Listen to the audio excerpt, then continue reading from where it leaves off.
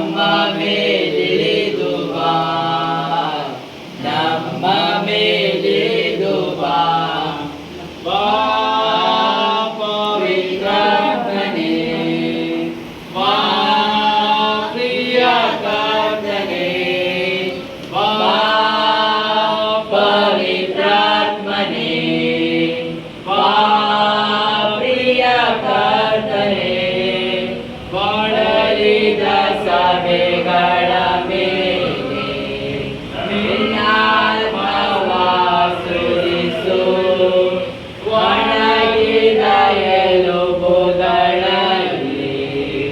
ನಿಂಜೀವ ಶ್ವಾಸ ಹೊಂದಲಿ. ಬಳಲಿದ ಸಭೆಗಳ ಮೇಲೆ ನಿನ್ನಾತ್ಮವ ಸುರಿಸಿ, ಒಣಗಿದ ಎಲುಬುಗಳಲ್ಲಿ ನಿಂಜೀವ ಶ್ವಾಸ ಹೊಂದಲಿ. ಆತ್ಮನೇ, ಆತ್ಮನೇ,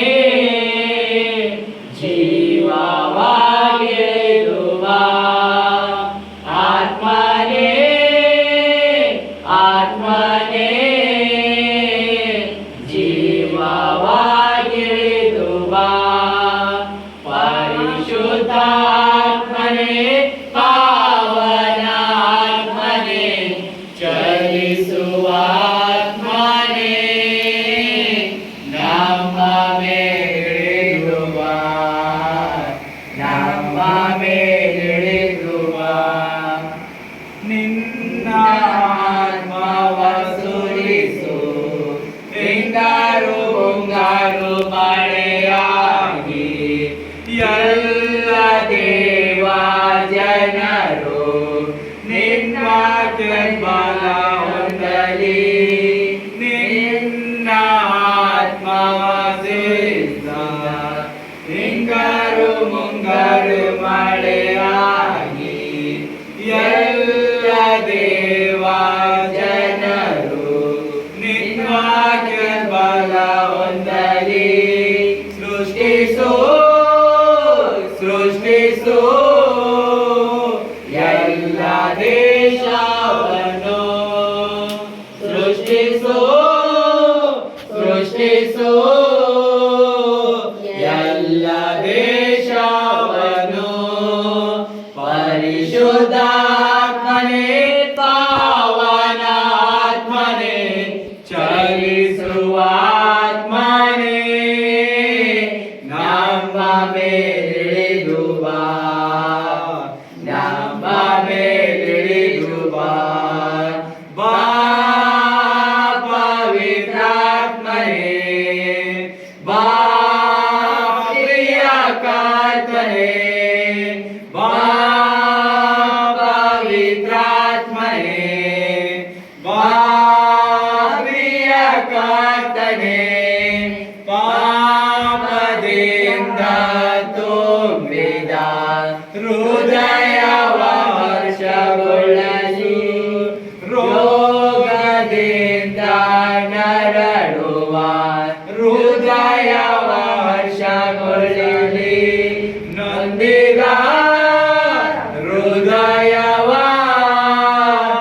ಸಂತೈಸುವ ಆತ್ಮನೇ ಬಾ, ನೊಂದಿದ ಹೃದಯವ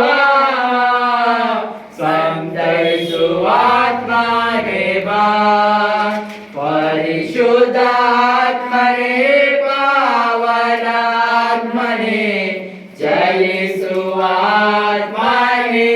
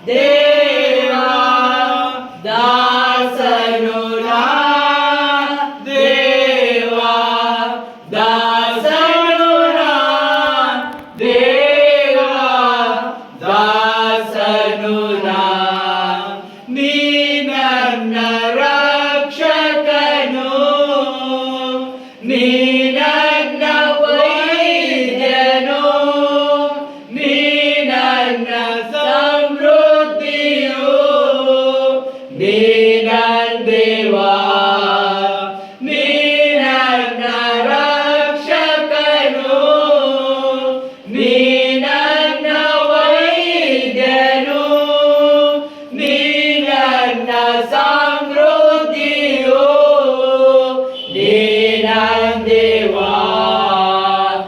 ಆರಾಧಿಸುವೆ ಪೂರ್ಣ ಹೃದಯದಿಂದ, ಆರಸಿ ಮುಖ ಜೀವಮಾನವೆಲ್ಲ ಸೇವೆ ಮಾಡುವೆ, ನೀನೇ ಸರ್ವವೆಂದು. ದಾಸನು ನಾ, ದಾಸನು ನಾ ದೇವ, ದಾಸನು ನಾ ದೇವ, ದಾಸನು ನಾ ದೇವ, ದಾಸನು ನಾ.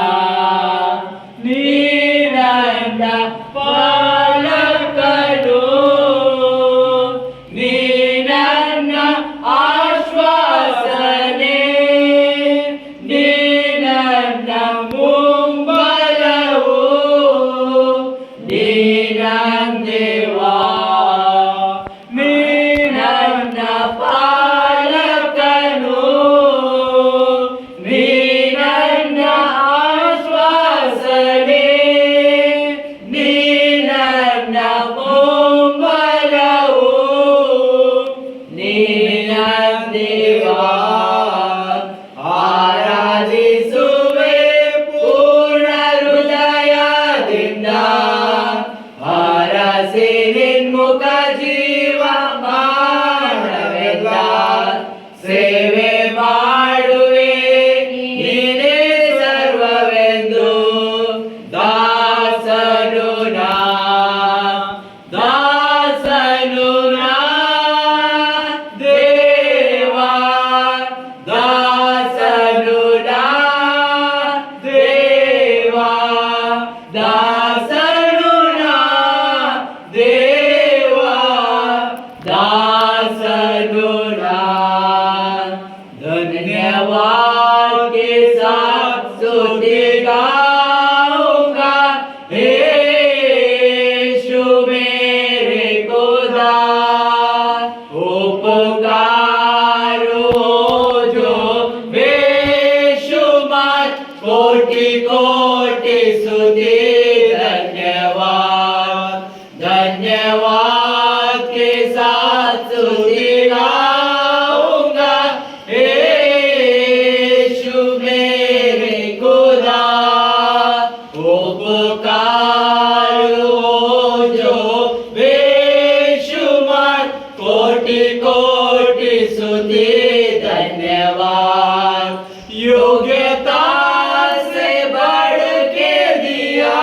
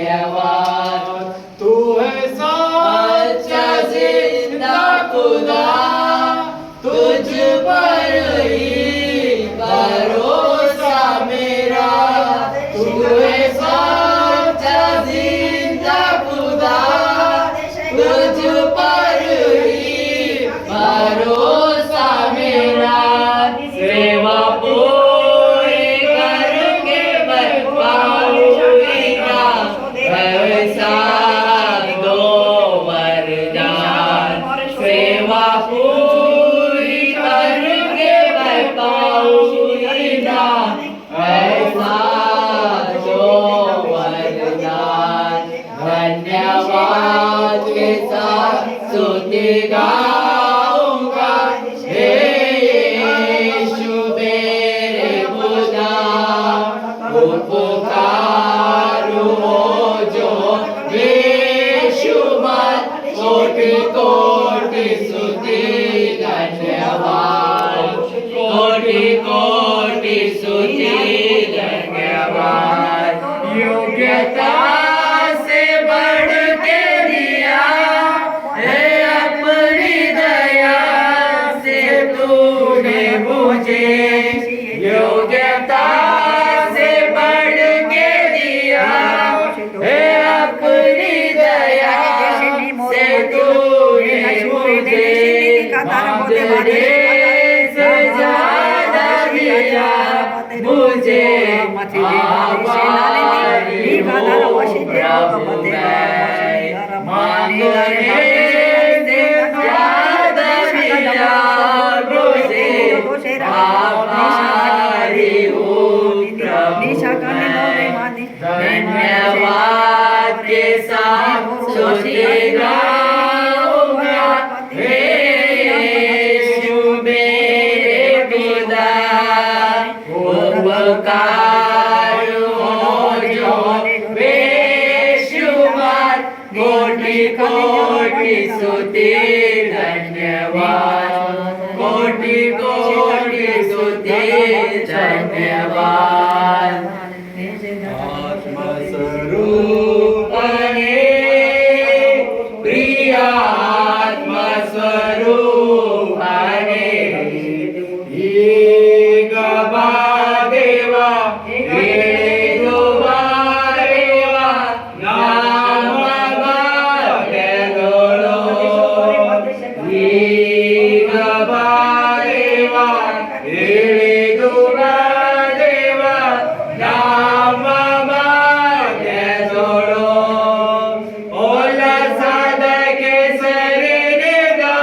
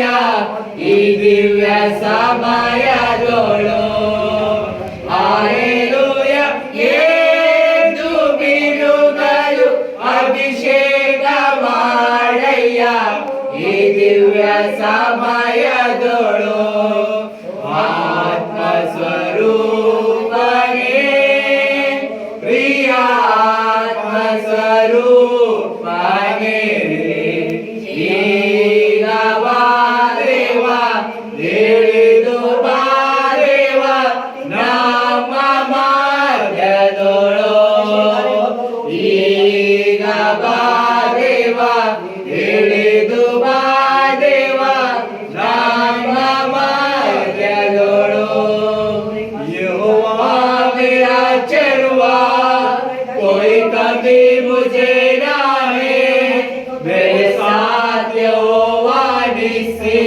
मेरा जंग वो लड़ता है यहोवा मेरा चरवा कोई कभी मुझे ना है मेरे साथ यहोवा निस्सी मेरा जंग वो लड़ता है वो घर मेरा मेरी चट्टा मुझे खाब किसी का नहीं वो घर मेरा मेरी चट्टा मुझे खाब किसी का नहीं मैं खून खरीदा हूँ मरु से जन्मा हूँ जगत की ज्योति हो नमक मैं पृथ्वी का मैं खून खरीदा हूँ मरु से जन्मा हूँ जगत की ज्योति हो नमक मैं पृथ्वी का यहोवा के हाथों की रचना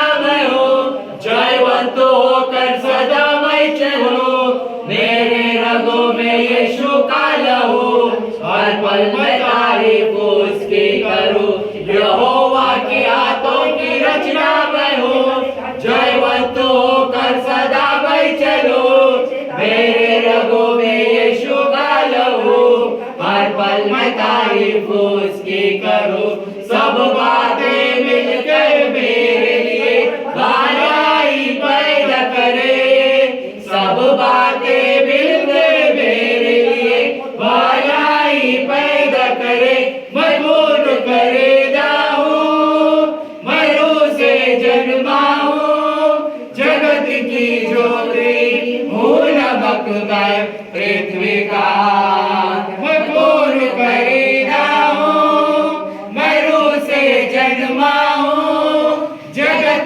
की ज्योति हूँ नमक मैं पृथ्वी का कोई शाप मेरा हिस्सा नहीं बीमारी मेरा हिस्सा नहीं मुझ में यीशु रहता है शैतान का कोई वास नहीं कोई शाप मेरा हिस्सा नहीं बीमारी मेरा हिस्सा नहीं मुझ में यीशु रहता है शैतान का कोई वास नहीं रूह के उजालों में मैं खून खरीदा हूँ रूह के उजालों में मैं खून खरीदा हूँ मैं खून खरीदा हूँ मरु से जन्मा हूँ जगत की ज्योति हो नमक मैं पृथ्वी का मैं खून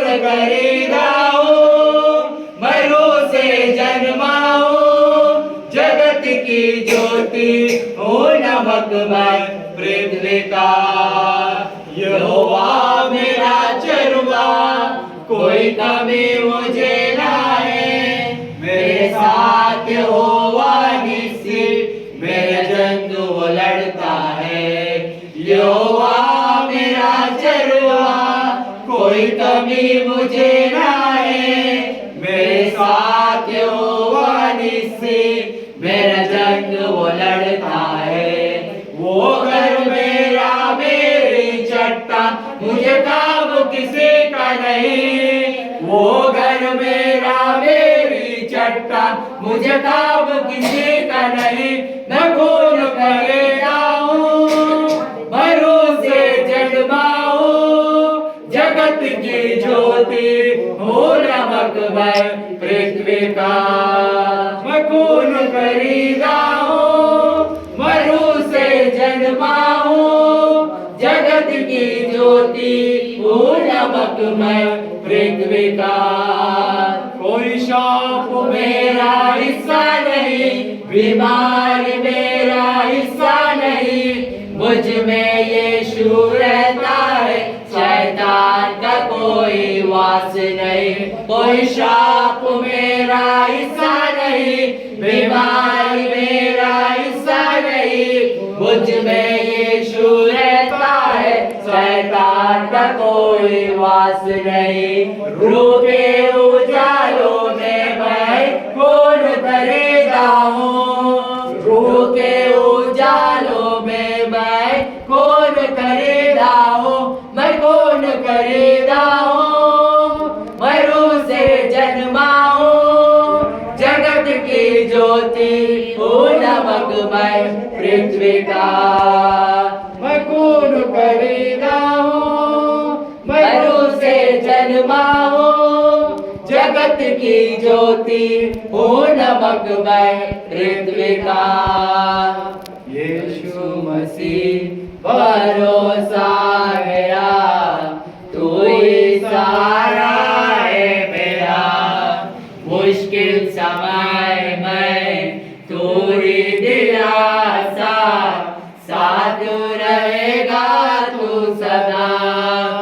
यीशु मसीह भरोसा मेरा, तू ही सहारा है मेरा, मुश्किल समय में तू ही दिलासा, साथ रहेगा तू सदा।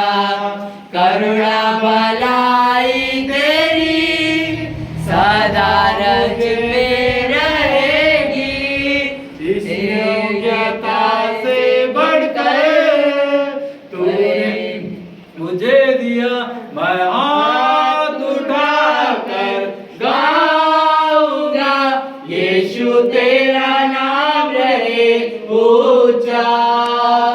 मैं हाथ उठाकर गाऊंगा, यीशु तेरा नाम रहे ऊंचा। One more time, मैं हाथ उठाकर गाऊंगा, यीशु तेरा नाम रहे ऊंचा। ಎಲ್ಲರೂ ಆತನ ಪ್ರಸನ್ನತೆಯಲ್ಲಿ ಇಳಿದು ಬಂದಿದ್ದಕ್ಕಾಗಿ ಸ್ತೋತ್ರ. ಆತನನ್ನು ಮೊರೆ ಹೋಗ್ತೀರಿ, ನಿಮ್ಮ ಕಷ್ಟ ಚಿಂತೆಗಳನ್ನು ಬಿಡಿಸುವಂತ ದೇವರಾಗಿದ್ದಾನೆ. ಆತನಲ್ಲಿ ಮೊರೆ ಹೋಗುವ ಪ್ರತಿ ಒಬ್ಬೊಬ್ಬರನ್ನು ನೀವು ಬಿಡುಗಡೆ ಹೊಂದುವಂತರಾಗಿದ್ದರೆ, ಈ ಸಮಯದಲ್ಲಿ ನಿಮ್ಮ ಕರ್ತನಾದ ಯೇಸು ಕ್ರಿಸ್ತ ನಿಮ್ಮ ಮಧ್ಯದಲ್ಲಿ ಇಳಿದಿದ್ದಾನೆ. ಆತನ ಮಹೋನ್ನತ ಪ್ರಸನ್ನತೆಗಾಗಿ, ಆತನ ಕೃಪೆಗಾಗಿ ನೀವೆಲ್ಲರೂ ಕೂಡಿ ಬಂದು ಈ ಸಭೆಯಲ್ಲಿ ಆರಾಧಿಸುವಂತೆ ಆತನ ನಿಮ್ಮ ಹೃದಯಗಳನ್ನು ತೆರೆದಿದ್ದಕ್ಕಾಗಿ ಸ್ತೋತ್ರ. ಆತನಲ್ಲಿ ಬಲ ಹೊಂದಿರಿ, ಆತನ ಮಹಿಮೆಗಾಗಿ ಸ್ತೋತ್ರ ಅಂತ ಹೇಳಿರಿ. ಅಪ್ಪ ಯೇಸುವೇ ನಿನಗೆ ಸ್ತೋತ್ರ, ನಿನಗೆ ಸ್ತೋತ್ರ. ಈ ಕಾರ್ಯ ನಮ್ಮ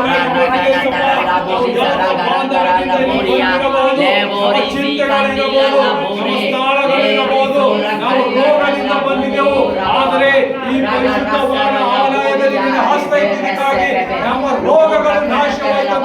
ಕೂಗಿರಿ, ಆತನ ಮರೆಯನ್ನು ಕೇಳುವಂತ ದೇವರಾಗಿದ್ದಾನೆ.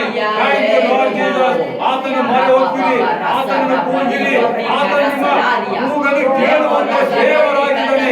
ಆತನ ಹೆಸರೇ ನಿನ್ನ ಯೇಸು ಕ್ರಿಸ್ತನು. ಹೇಳಿರಿ, ಯೇಸುವೇ ನಿನ್ನ ಪರಿಶುದ್ಧ ರಕ್ತದಿಂದ ನನ್ನನ್ನು ಶುದ್ಧಿ ಮಾಡಿದ್ದಕ್ಕಾಗಿ ಸ್ತೋತ್ರ. ಯೇಸುವೇ ನಿನ್ನ ಪರಿಶುದ್ಧ ರಕ್ತದಿಂದ ನನ್ನನ್ನು ಶುದ್ಧಿ ಮಾಡಿದ್ದಕ್ಕಾಗಿ ಸ್ತೋತ್ರ. Thank you Lord Jesus. ಕೂಗಿರಿ, ಆತನನ್ನು ಕೂಗಿರಿ, ಆತನನ್ನು ಕೂಗಿರಿ, ಆತನನ್ನು ಕೂಗಿರಿ, ಆತನನ್ನು ಕೂಗಿರಿ.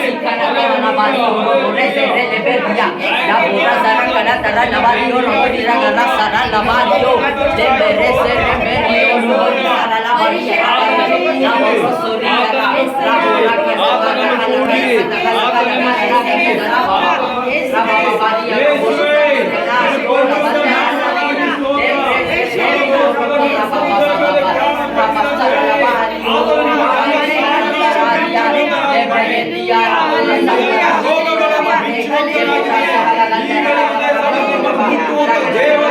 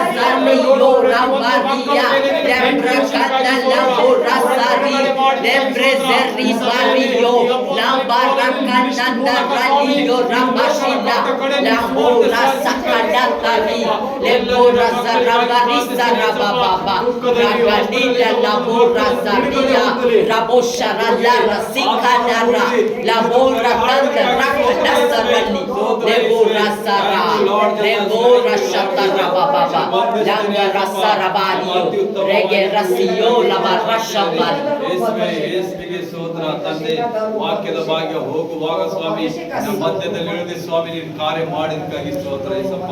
ನಾವು ಆಡದಂತೆ ನೀವು ಆಡು ಸ್ವಾಮಿ, ಎಲ್ಲ ನಿನ್ನ ಕೈಗೊಪ್ಪಿಸ್ತೇನೆ ಜೀವ ತಂದೆ. ಆಮೇನ್ ಆಮೇನ್. ಸಭಿಕರೆಲ್ಲರೂ ಕೂತುಕೊಳ್ಳಿರಿ. ದೇವರ ವಾಕ್ಯಕ್ಕೆ ಹೋಗುವ ಮುನ್ನ ಆತನಿಗೆ ಒಂದು ಜೋರಾಗಿ ಹೇಳಿರಿ ಹಲ್ಲೆಲೂಯಾ ಹಲ್ಲೆಲೂಯಾ. ಟೇಕ್ ಯುವರ್ ಎಲ್ಲ ನಾಮವಾಗಲಿ. ನಾವು ದೇವರ ವಾಕ್ಯ ಭಾಗ ಕಡೆ ಹೋಗುವಾಗ ಇವತ್ತಿನ ಶುಭ ಸಂದೇಶವನ್ನು ನಾವು ನೋಡ್ತಿರುವಾಗ ಮತ್ತಾಯನು ಬರೆದ ಸುವಾರ್ತೆ 14ನೇ ಸಂಧಿ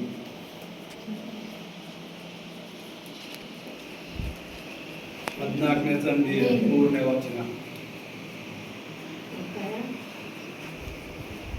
ಮತ್ತಾಯನು ಬರೆದ ಸುವಾರ್ತೆ 14ನೇ ಸಂಧಿ 13ನೇ ವಚನ.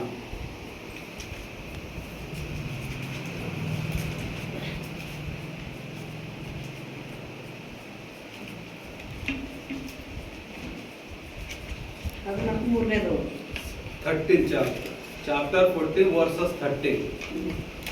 ಯೇಸು 5,000 ಜನರಿಗೆ ಊಟ ಮಾಡಿಸಿದ್ದು. ಸಮುದ್ರದ ಮೇಲೆ ನಡೆದದ್ದು. ಯೇಸು ಅದನ್ನು ಕೇಳಿ ದೋಣಿಯನ್ನು ಹತ್ತಿ ಆ ಸ್ಥಳವನ್ನು ಬಿಟ್ಟು ವಿಂಗಡವಾಗಿ ಅಡವಿಗೆ ಹೋದನು. ಇದನ್ನು ಕೇಳಿದ ಜನರು ಗುಂಪು ಗುಂಪಾಗಿ ತಮ್ಮ ತಮ್ಮ ಊರುಗಳಿಗೆ ಕಾಲ್ನಡಿಗೆಯಿಂದ ಆತನು ಹಿಂದೆ ಬಂದರು. ಹೌದು, ಆ ಸಮಯದಲ್ಲಿ ದೇವರು ಎಲ್ಲಿ ಒಂದು ಆತನ ಪರಿಸ್ಥಿತಿ ಆಗ್ತೀನಲ್ಲ, ಕಾಲ್ ಪಾದ ಎಲ್ಲ ದುರಾತ್ಮನ ಕಾರ್ಯಗಳಿದ್ದವರು, ರೋಗದಲ್ಲಿದ್ದವರೆಲ್ಲ ಏನಾಗ್ತಿರು ಬಿಡುಗಡೆ ಆಗಿ ದೇವರು ಏನಾಗಿದೆ, ಯೇಸು ಕ್ರಿಸ್ತ ಎಲ್ಲ ಕಡೆ ಪ್ರಸಿದ್ಧಿ ಆಗಿದ್ದ. ಆತನು ಎಲ್ಲೆಲ್ಲಿ ಹೋದ್ರ ಜನರು ಹಿಂಬಾಲಿಸಿ ಬರುವಂತರಾಗಿದ್ದರು. ಯಾಕೆಂದರೆ ಆತನ ಶಕ್ತಿ, ಆತನ ಮಹಿಮೆಗಾಗಿ. ಅವರಲ್ಲಿ ನಾನಾ ರೋಗಗಳಿಂದ ತುಂಬಿದರು, ದೆವ್ವಗಳಿಂದ ಪೀಡಿತರಿದ್ದರು. ಹಾಗಾಗಿ ಆತನು ಎಲ್ಲಿಗೆ ಹೋದರು, ಎಲ್ಲಿ ಬಂದರು ದೇವರ ಸಮ್ಮುಖಕ್ಕೆ ಹಿಂಬಾಲಿಸ್ತಾ ಇದ್ದರು. ಯಾಕಂದ್ರ ಆತನು ಸರ್ವಶಕ್ತನಾದ ದೇವರಾಗಿದ್ದ. ಮತ್ತೆ ನೆಕ್ಸ್ಟ್, ಆತನು ಹೊರಗೆ ಬಂದು ಬಹು ಜನರ ಗುಂಪನ್ನು ಕಂಡು ಕನಿಕರಪಟ್ಟು ಅವರಲ್ಲಿದ್ದ ರೋಗಿಗಳನ್ನು ಸ್ವಸ್ಥ ಮಾಡಿದನು.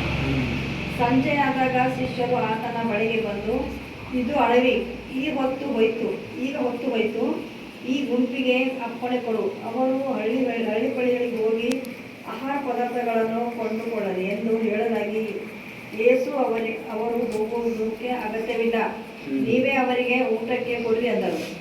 ಇಲ್ಲಿ ಶಿಷ್ಯರೇನಂತಾರೆ, ಜನರು ಗುಂಪು ಗುಂಪಾಗಿ ಬಂದು 3 ದಿವಸ ಆಗೋಗ್ತದೆ. 3 ದಿವಸ ಪ್ರೇಯರ್ ಮೀಟಿಂಗ್ ಅಲ್ಲಿ ದೇವರ ಅನ್ಯೋನ್ಯತೆ ನಡೆದ. ಅವ್ರು ತಂದಿದ್ದೆಲ್ಲ ಆಹಾರ ಪದಾರ್ಥವೆಲ್ಲ ಮುಗಿದು ಹೋಗ್ತಾರೆ, ಕೊಂಡ್ಕೊಂತಂದಿದ್ದಾರೆ. ಆದ್ರೆ ಶಿಷ್ಯರು ಏನ್ ಹೇಳ್ತಾರ, ದೇವರೇ ಈ ಬಂದಿದ ಜನರು ಸಂಜೆ ಆಗ್ತಾ ಇದ್ದದ, ದೂರಿಂದ ಬಂದಿದವರ, ಕಾಲ್ನಡಿಗೆಲಿಂದ ಬಂದಿದವರ, ಸಣ್ಣ ಮಕ್ಕಳರ, ಇವ್ರ ಜೊತೆ ಅವ್ರ ಹೆಣ್ಮಕ್ಳರ, ಗಂಡಸರ ಆದ್ರ ಸಂಜೆ ಆಗೋಷ್ಟ್ರೊಳಗೆ ಇವರು ಅವ್ರ ಊರಿಗೆ ಹೋಗು ಅಂತೇಳಿ ದೇವರಿಗೆ ಮನ ಕೊಡ್ಲತ್ತಾರ. ಆದ್ರ ಆ ಸರ್ವಶಕ್ತನಾದ ಯೇಸುವಿನ ಪ್ಲಾನೇ ಬೇರೆ ಇತ್ತು.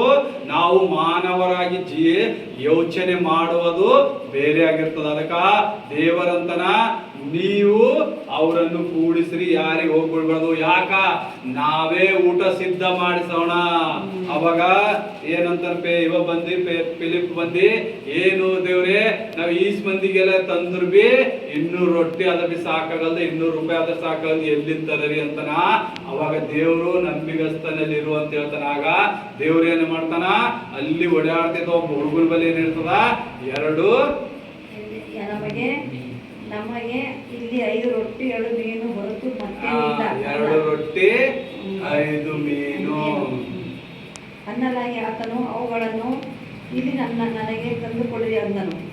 ದೇವರು ಏನಂದನ, ಅವುಗಳನ್ನು ತಂದು ನನಗೆ ಕೊಡರಿ ಅಂದನು.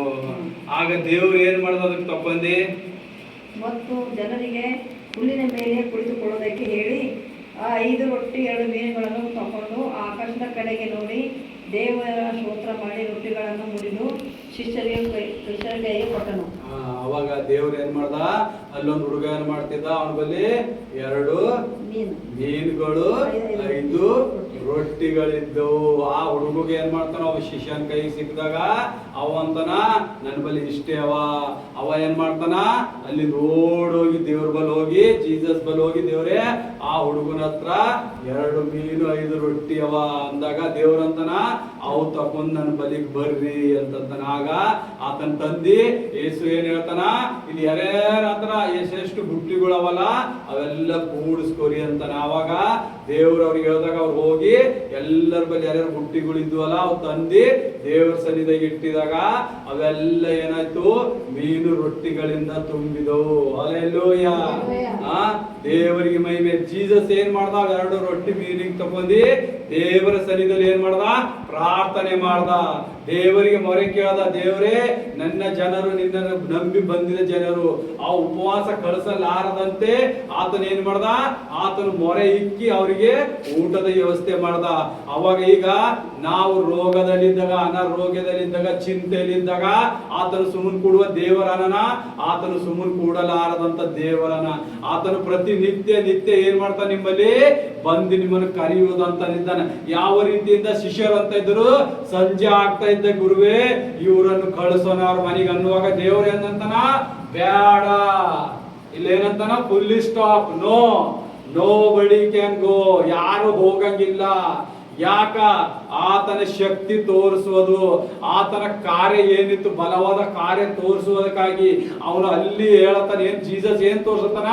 ನಿಮಗೆ ಊಟ ಇಲ್ಲದ್ರೇನು, ವಸ್ತ್ರ ಇಲ್ಲದ್ರೇನು, ನೀವು ಎಲ್ಲ ಶ್ರೀಮಂತರಾಗಿರ್ರಿ, ನೀವು ಬಡವರಾಗಿರ್ರಿ, ನಾನ್ ನಿಮ್ ಜೊತೆ ಹೆಜ್ಜೆಯಾಗಿ ಇಡ್ತೀನಿ ಅಂತೇಳಿ ತೋರಿಸ್ತಾ ಇದ್ದಾನೆ ಯೇಸು ಕ್ರಿಸ್ತ ಇಲ್ಲಿ. ಅದಕ್ಕಾಗಿ ಅವರೆಲ್ಲರೂ ಏನ್ ಮಾಡಿದ್ರು, ಆ ಬುಟ್ಟಿಗಳು ತುಂಬಿದಾಗ ಎಲ್ಲರೂ ಊಟ ಮಾಡಿ ತೃಪ್ತರಾಗಿ 12 ಬುಟ್ಟಿ ಮಿಕ್ಕಿದವು. ಆದ್ರೆ ದೇವ್ರೇನಂತಾನ, ಆ ತುಂಡುಗಳಲ್ಲಿ ಒಂದನ್ನು ವ್ಯರ್ಥ ಮಾಡದೆ ಎಲ್ಲವನ್ನು ಕೂಡಿಸಿರಿ ಅಂತ ಹೇಳ್ತಾನ. ಆ ದೇವರು ಯಾರಿಗೆ ಕೂಡಿಸಲತನ?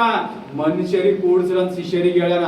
ಆ ಮನುಷ್ಯರಿಗೆ ಹೇಳಿಲ್ಲ ದೇವ್ರು, ಹೋಗಿ ಶಿಷ್ಯರಿಗೆ ಹೇಳ್ಯಾನ, ಒಂದು ರೊಟ್ಟಿ ತುಂಡು ಕೆಳಗ್ ಬೀಳದಂಗ ಎಲ್ಲ ಕೂಡಿಸ್ರಿ ಅಂತ ಹೇಳ್ಯಾನ. ಆ ಮಾತಿನ ಅರ್ಥ ತನ್ನ ಅಪೋಸ್ತಲಕರನ್ನು ರೆಡಿ ಮಾಡ್ತಾ ಇದ್ದಿದ್ದ ದೇವರು. ಇವತ್ತು ರೊಟ್ಟಿ ಹೆಂಗ್ ಕೂಡಿಸ್ಲತ್ತಿದಿ?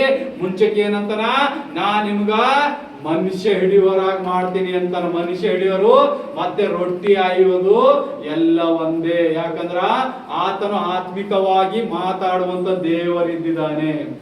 ಹಲ್ಲೆಲೂಯಾ, ದೇವರಿಗೆ ಮಹಿಮೆ ಆಗಲಿ. ಆತನ ಶಕ್ತಿ ಮುಂದೆ ಯಾರ ಶಕ್ತಿ ನಿಲ್ಲಕ್ ಸಾಧ್ಯ ಅದನ? ಯಾರಿಂದ ಸಾಧ್ಯವಿಲ್ಲ.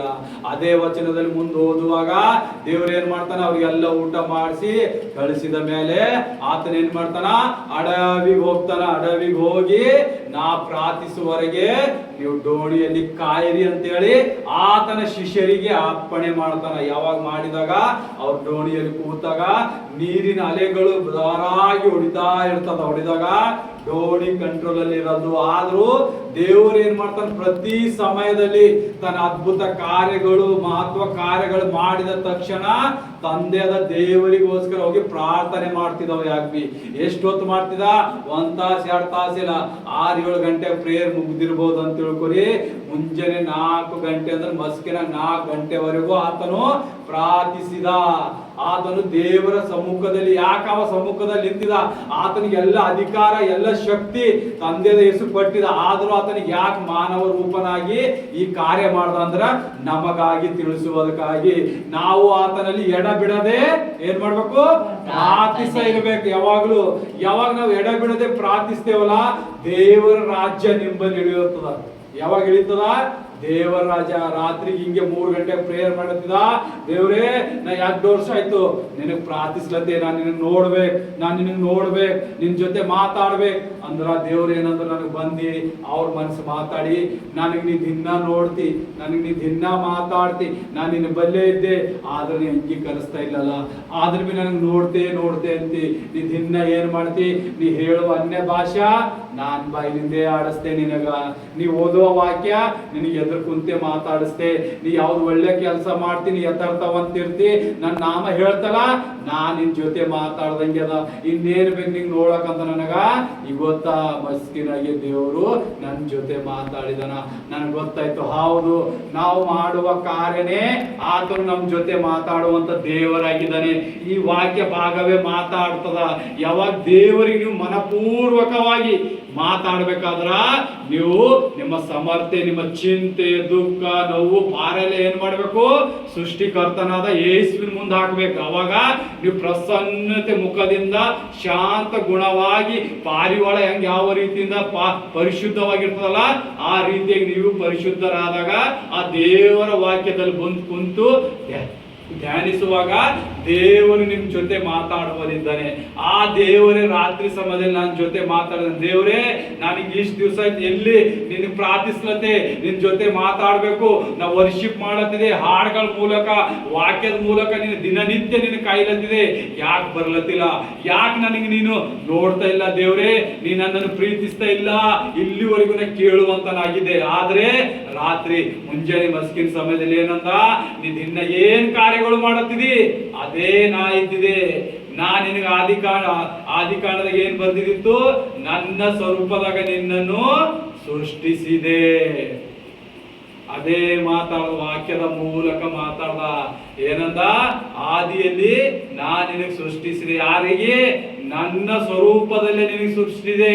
ನೀ ನನ್ನ ವಾಕ್ಯದ ಮೇಲ, ನನ್ನ ರಕ್ಷಣೆ ಮೇಲ ನೀನ್ ನಡೆಯುವಾಗ ನಾ ಏನಿದ್ದೆ, ನೀನೇ ನಾನಾಗಿದ್ದಿ. ಅದಕ್ಕೆ ನಿಮ್ಮನ್ನು ಆದಿನಿಂದ ಆರಿಸಿಕೊಂಡಿದ್ದವರಿದ್ದೆ ಅಂತಾನೆ. ಯಾವ ರೀತಿಯಿಂದ ಆದಿಯಿಂದ ಆರಿಸ್ಕೊತಾನ?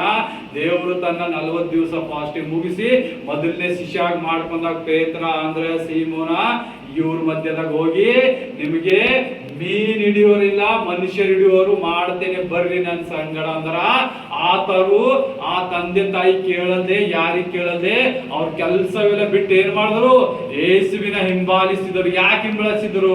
ಆತನ ನಿಜವಾದ ಕ್ರಿಸ್ತ ಇದ್ದ, ಆತನೇ ಬರ್ಬೇಕಾಗಿದ್ದ ಮಸೀಹನು ಇದ್ದ. ಅವರ ಹೃದಯದಲ್ಲಿ ದೇವರು ಮಾತಾಡಿ ಆ ಮೀನ್ ಹಿಡಿಯೋರಿಗೆ ತಂದು ಅಪೋಸ್ತಲರಾಗಿ ಮಾಡಿ ಈ ಲೋಕದ ಕಡೆವರೆಗೂ ಆತನ ಸುವಾರ್ತೆ ಸಾರುವಂತೆ ಆತನನ್ನು ಎಬ್ಬಿಸಿದ ಆತರು. ಆಗ ಆತನು ದಿನನಿತ್ಯ ಪ್ರಾರ್ಥಿಸ್ಕೊತಾ ನಾವು ಯಾವ ರೀತಿಯಿಂದ ನಾವು ಮುಂದೆ ನಡಿಬೇಕು, ನಾವು ಯಾವ ರೀತಿಯಿಂದ ದೇವರಲ್ಲಿ ಚಲಿಸಬೇಕು ಅಂತ ಹೇಳಿ ನಮಗಾಗಿ ಮಾರ್ಗ ತೆರೆದ, ನಮಗಾಗಿ ಮಾರ್ಗ ಕೊಟ್ಟ. ಅದಕ್ಕಾಗಿ ನಾವು ಏನು ಮಾಡ್ಬೇಕು? ಆತನಿಗೆ ಕೃತಜ್ಞತೆ ಹೊಂದಬೇಕು. ಆತನಲ್ಲಿ ನಾವು ಪ್ರತಿನಿತ್ಯ ಆತನನ್ನು ಕೊಂಡಾಡ್ಬೇಕು. ಹೆಸರು ಎತ್ತದಾಗ ದೇವ್ರೇ ನಿನಗೆ ಸ್ತೋತ್ರ, ನನಗೆ ಮನಿ ಕೊಟ್ಟಿದ್ದಕ್ಕಾಗಿ ಸ್ತೋತ್ರ, ನನಗೆ ಗಾಡಿ ಕೊಟ್ಟಿದ್ದಕ್ಕಾಗಿ ಸ್ತೋತ್ರ, ನನಗೆ ಪೆನ್ ಕೊಟ್ಟಿದ್ದಕ್ಕಾಗಿ ಸ್ತೋತ್ರ, ನನಗೆ ಕೈ ಕಾಲು ಕೊಟ್ಟಿದ್ದಕ್ಕಾಗಿ ಸ್ತೋತ್ರ. ಎಷ್ಟೋ ಜನರು ಅಂಗವಿಕಲರಿರ್ತಾರ, ಆದರೂ ಅವರು ದೇವರಿಗೆ ಮಹಿಮೆ ಸಲ್ಲಿಸುವಂತರಾಗಿದ್ದಾರೆ. ಆದರೆ ದೇವರು ನಿಮಗೆಲ್ಲ ರೂಪದಲ್ಲಿ ಸೃಷ್ಟಿಯಲ್ಲಿ ಎಲ್ಲ ಕರೆಕ್ಟ್ ಆಗಿ 100ಕ್ಕೆ 100% ನೀವು ಮಾಡಿದರು, ನೀವು ದೇವರನ್ನು ಅರಿತಾ ಇಲ್ಲ. ಎಲ್ಲೋ ಸಂಡೇ ಬಂದೇನೋ 2 ತಾಸು ಚರ್ಚಲ್ಲಿ ಕುಂತೇನೋ 2 ತಾಸು ಆರಾಧನೆ ಮಾಡ್ದೇನೋ ವಾಕ್ಯ ಕೇಳ್ದೇನೋ ಹೋಗಿ ಬಿತ್ತುವನ ಸಾಮ್ಯದ ರೂಪವಾಗಿ ನೀವು ಕಾಣಬಾರದು. ದೇವ್ರು ಏನಂತ ಬಿತ್ತುವ ಸಾಮ್ಯ ರೂಪ ಎಲ್ಲರಿಗೂ ಗೊತ್ತಿರುವಂತದ. ಕೆಲವು ಬೀಜ ನೆಲದ ಮೇಲೆ ಬಿದ್ದು ಅವೇನದು ಗುಬ್ಬಿ ಹಕ್ಕಿಗಳು ಬಂದು ತಿಂದು. ಆ ರೀತಿಯಾಗಿ ನಾವು ದೇವರ ವಾಕ್ಯ ಕೇಳಿದಾಗ ಅಲ್ಲಿಂದಲೇ ಮರೆತು ಹೋಗ್ಬಾರ್ದು. ಇನ್ನು ಕೆಲವು ಬೀಜ ಎಲ್ಲಿ ಬಿತ್ತು? ಬಂಡೆ ನೆಲದ ಮೇಲೆ. ಬಂಡೆ ನೆಲದ ಮೇಲೆ ಏನಾಯ್ತು? ಬಿಸಿಲು ಹತ್ತಿ ಒಣಗೋದುವು. ನೀವು ದೇವರ ವಾಕ್ಯ ಕೇಳ್ತೀರಿ, ಮನಿತನ ಹೋಗ್ತೀರಿ, ಅದ್ರ ಇಲ್ಲದಾದ್ರ ಒಣಗೋಯ್ತು. ದೇವ್ರ ವಾಕ್ಯ ನಿಮ್ಮ ಹತ್ರ ಇರೋದಿಲ್ಲ. ಮತ್ ಕೆಲವು ಬೀಜ ಏನಾದವು? ಮುಳ್ಳಿನ ಗಿಡದಲ್ಲಿ ಬಿದ್ದು. ಆ ಕೆಲವು ಬೀಜ ಮುಳ್ಳಿನಲ್ಲಿ ಬಿದ್ದಿದ್ ಯಾವುದು? ಇಲ್ಲಿ ವಾಕ್ಯ ಕೇಳ್ತೀರಿ, ಈ ವಾಕ್ಯ ಅಂಗೀಕರಿಸ್ತೀರಿ.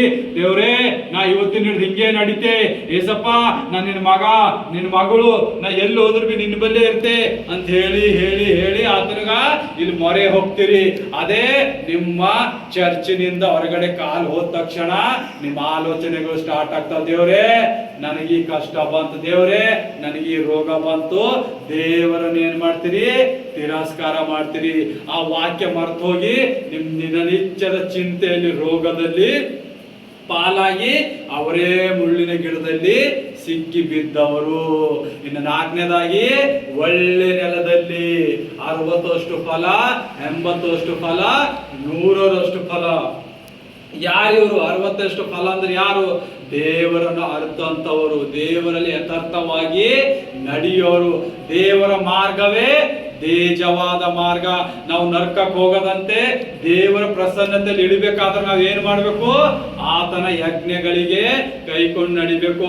ಆತನ ಫಲಗಳು ಏನೇನವ ನಾವು ಸತ್ಯವೇದ ಓದಿ ಅರಿತುವಾಗ ಮಾತ್ರ ನಮಗೆ ಫಲಗಳು ಗೊತ್ತಾಗ್ತವ. ಆತನ ವರಗಳು ಅದಕ್ಕೆ ಯೂಸ್ ಆಗ್ತಾವ, ಆತನ ಫಲಗಳು ಅದಕ್ಕೆ ಯೂಸ್ ಆಗ್ತಾವ.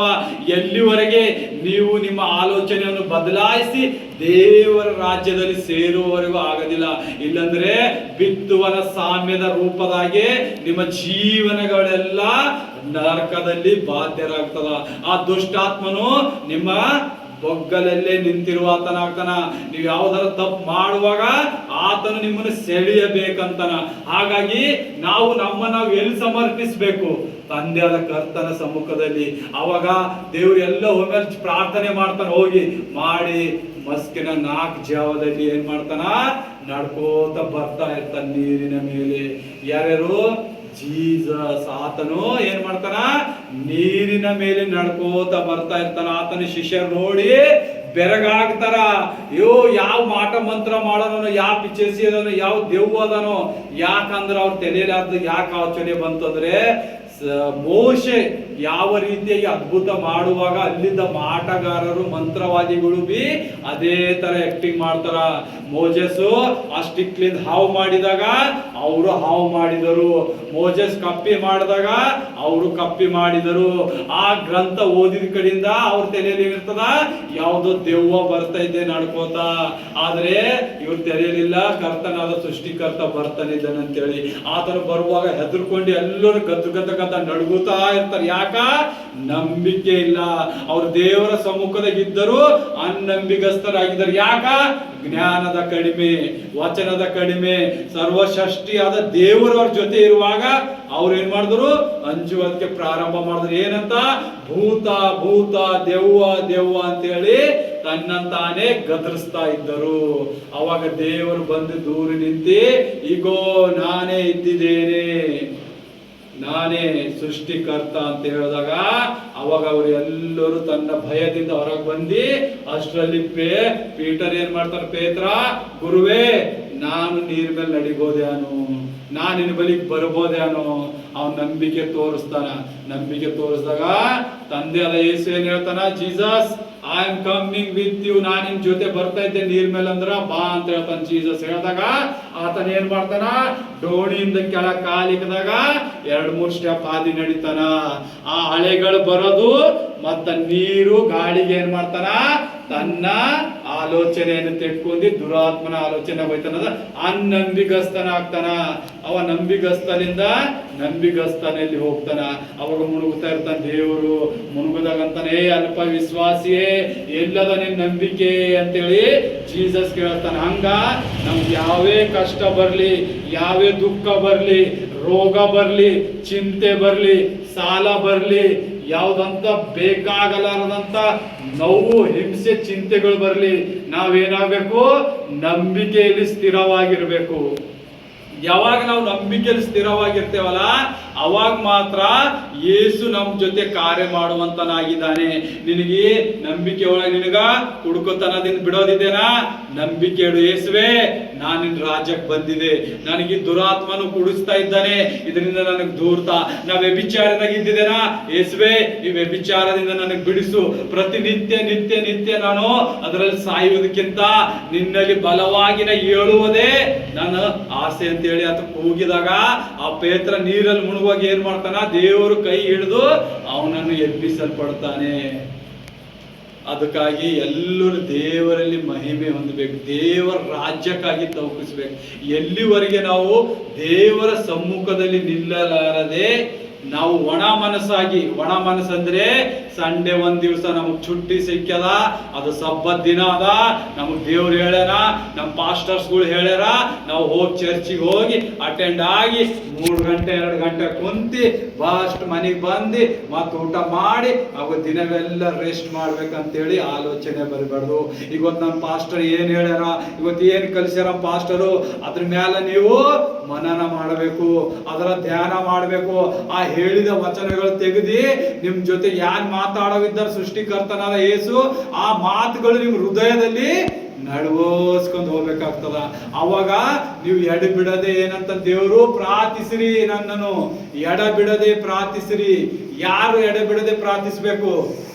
ನಾವು. ಯಾವಾಗ ನಮಗ್ ರೋಗ ಬಂದಾಗ ಮಾಡ್ತೀರಿ, ಸಾಲ ಬಂದಾಗ ಮಾಡ್ತೀರಿ, ಚಿಂತೆ ದುಃಖ ಹೆಚ್ಚಾದಾಗ, ಯಾರಾದ್ರೂ ಹಿಂಸೆ ಪಟ್ಟಾಗ ಅವಾಗ ಸ್ವಾಮಿ ಸ್ವಾಮಿ ಎಂಬರಿಗೆ ದೇವರು ಏನ್ ಹೇಳ್ತಾನ?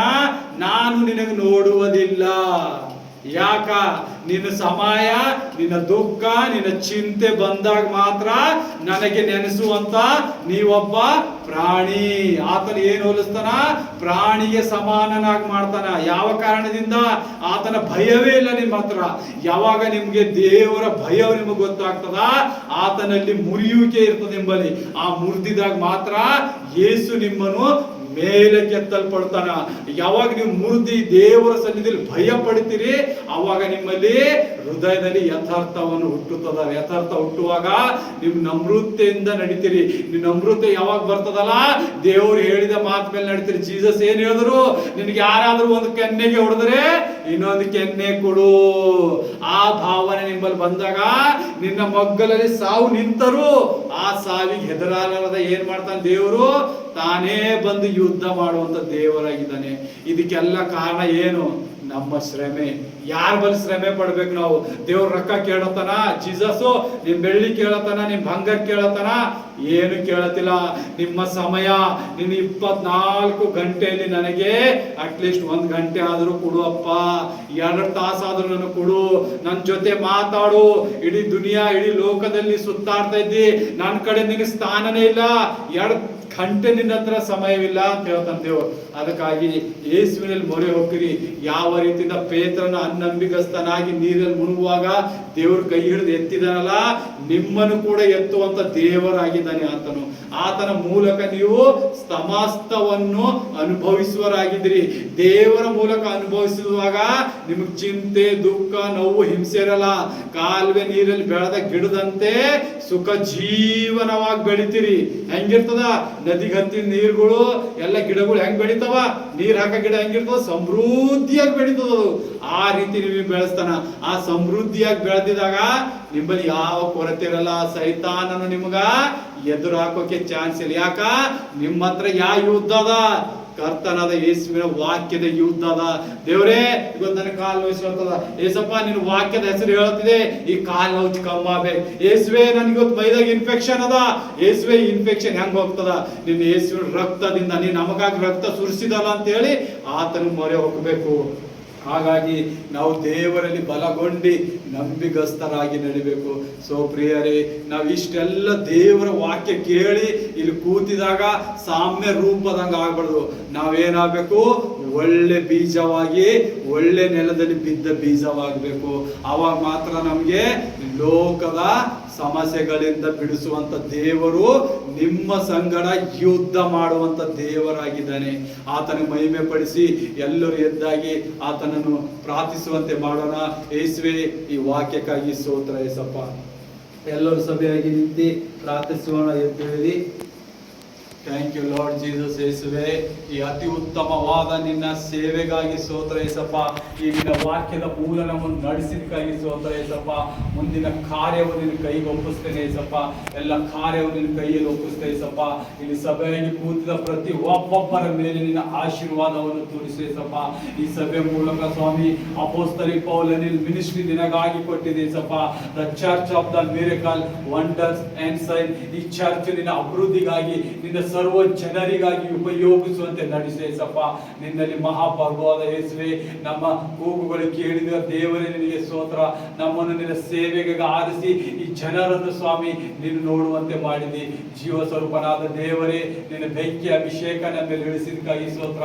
ಎಲ್ಲ ಬಾಂಧವ್ಯಗಳನ್ನು ಬಿಚ್ಚುವ ದೇವರೇ ನಿನಗೆ ಸ್ತೋತ್ರ. ಇಲ್ಲಿ ನಿಂತಿದ್ದ ಪ್ರತಿ ಒಬ್ಬೊಬ್ಬನು ಮಗನು ಮಗಳ ಮೇಲೆ ಸ್ವಾಮಿ ನಿನ್ನ ಆಶೀರ್ವಾದ ಭರಿತ ಇಳಿಸಿ ಯೇಸಪ್ಪ. ಅವ್ರು ಯಾವ್ದು ಸಮಸ್ಯೆಯಿಂದ, ಯಾವ ರೋಗದಿಂದ ಸ್ವಾಮಿ, ಯಾವ್ದು ದುಃಖದಿಂದ ಬಂದಿರಬಹುದು ಯೇಸಪ್ಪ. ಮನೆಯಲ್ಲಿ ಶಾಂತಿ ಸಮಾಧಾನ ಇರುವುದಿಲ್ಲ ಅನ್ನಿಸಬಹುದು ಯೇಸಪ್ಪ. ಅವೆಲ್ಲ ಶಾಂತಿ ಸಮಾಧಾನ ಕೊಡುವಂತ ದೇವರು, ಆ ಹೆಸರು ಮಾತ್ರ ಯೇಸು ಕ್ರಿಸ್ತನಲ್ಲಿದೆ ಯೇಸಪ್ಪ. ಆ ನಜರೇತಿನ ಯೇಸುವನ್ನು ಕರೆಯಿರಿ ಯೇಸಪ್ಪ. ನನ್ನ ಕೂಗು ಕೇಳುವ ದೇವರೇ ನಿನಗೆ ಮಹಿಮೆ. ನನ್ನ ಕೂಗು ಕೇಳಿ ನನ್ನಲ್ಲಿ ಓಡಿ ಬರುವ ದೇವರೇ ನಿನಗೆ ವಂದನೆ ಅಂತ ಕೂಗಿರಿ ಯೇಸಪ್ಪ. ಈ ಮಕ್ಕಳಿಗೆಲ್ಲ ನಿನ್ನ ಮೂಲಕ ಆಶೀರ್ವಾದವಾಗಲಿ ಸ್ವಾಮಿ. ಎಲ್ಲರೂ ನಿನ್ನ ಕೈಗೆ ಒಪ್ಪಿಸ್ತೇನೆ ಯೇಸಪ್ಪ. ಈ ಸಭೆಯಾಗಿ ನಾವು ನಿನ್ನನ್ನು ಆರಾಧಿಸಿ ನಿನ್ನಲ್ಲಿ ಕೈ ಹಿಡಿದು ನಡೆಸಿದ್ದೇವೆ ಯೇಸಪ್ಪ. ಎಲ್ಲ ನಿನಗೆ ಮಹಿಮೆ ಬರಲಿ ಯೇಸುವೆ. ನಿನ್ನ ಒಂದೇ ನಾಮದಲ್ಲಿ ನಿನ್ನ ಬೇಡ್ತೇನೆ ಜೀವನ ತಂದೆ. ಆಮೇನ್, ಆಮೇನ್. ನಮ್ಮ ತಂದೆ, ನಿನ್ನ ನಾಮವು ಪರಿಶುದ್ಧನೆನಿಸಲ್ಪಡಲಿ, ನಿನ್ನ ರಾಜ್ಯವು ಬರಲಿ, ನಿನ್ನ ಚಿತ್ತವು ಪರಲೋಕದಲ್ಲಿ ನೆರವೇರುವ ಪ್ರಕಾರ ಭೂಲೋಕದಲ್ಲಿ ನೆರವೇರಲಿ. ನಮ್ಮನ್ನು ದಿನ ಆಹಾರವನ್ನು ದಯಪಾಲಿಸಿಕೊಡು. ನಮಗೆ ತಪ್ಪು ಮಾಡದಂತೆ ನಮ್ಮ ತಪ್ಪುಗಳ ಕ್ಷಮಿಸು. ನಮ್ಮನ್ನು ಶೋಧನೆ ಒಳಗೆ ಸೇರಿಸದಂತೆ ಕೇಡಿಂದ ತಪ್ಪಿಸು. ಯಾಕಂದ್ರೆ ರಾಜ್ಯವು ಬಲವು ಮಹಿಮೆ ಸದಾ ಕಾಲನೇ ಸ್ವಾಮಿ. ಆಮೇನ್, ಆಮೇನ್. ನನ್ನ ಮನವೇ ಯೆಹೋವನನ್ನು ಕೊಂಡಾಡು, ನನ್ನ ಸರ್ವೇಂದ್ರಿಗಳೇ ಆತನ ಪವಿತ್ರ ನಾಮವನ್ನು ಕೀರ್ತಿಸಿರಿ. ನನ್ನ ಮನವೇ ಯೆಹೋವನನ್ನು ಕೊಂಡಾಡು, ಆತನು ಮಾಡಿದ ಉಪಕಾರಗಳಲ್ಲಿ ಒಂದನ್ನು ಮರೆಯಬೇಡ. ಆಮೇನ್. God bless you. Praise the Lord. Praise the Lord.